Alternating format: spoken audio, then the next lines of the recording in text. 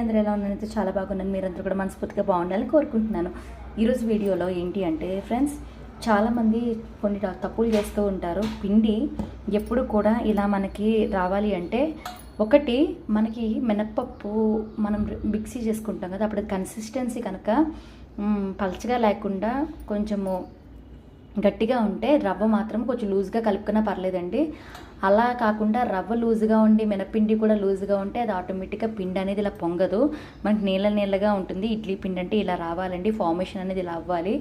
మనకి ఏదో ఒకటి ఇప్పుడు 2 ఐటమ్స్ అనేవి తీసుకుంటాం కదండి మనం పిండి రెడీ చేయడానికి. ఆ 2 ఐటమ్స్లో ఒకటి లూజు ఒకటి హార్డ్ ఉండాలి. అప్పుడే మనకి పిండి అనేది ఇంత పర్ఫెక్ట్గా వస్తుంది. ఇంకొకటి చాలామందికి పొంగట్లేదు, ఎలా చేసినా పొంగట్లేదు, గుడ్డలు కప్పుతారు, దాని మీద ఒక పత్రం పెడతారు, ఇవన్నీ చేస్తారండి.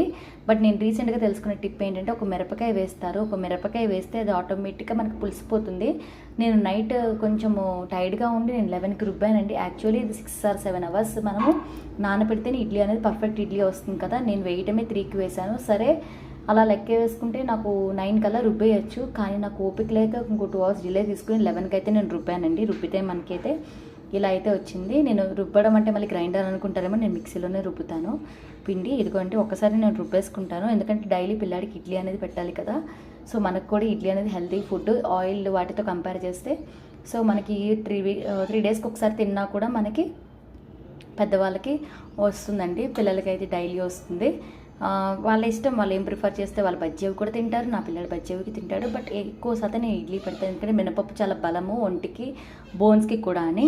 అండ్ ఒకసారి నేను అట్లపిండి కూడా రుబ్బుకుంటానండి, ఎందుకంటే మనకి పూరి బజ్జీ రోజు విడిచి రోజు వేసినా, పూరి ఒకరోజు వేసినా మనకి అట్ల అనేది ఇంపార్టెంట్. ఎందుకంటే సాటర్డే సండే వస్తే మనము బయట ప్రిఫర్ చేసే కన్నా కారం దోశ, ఉల్లి కారం దోశ ఇలా ఏదైనా చేయొచ్చు కదా. ఇది కూడా అండి, మనం ఎక్కువ వాటర్ పోసేసి రుబ్బేయకూడదు, మనకి పొంగేటప్పుడు ఇలా పొంగదు.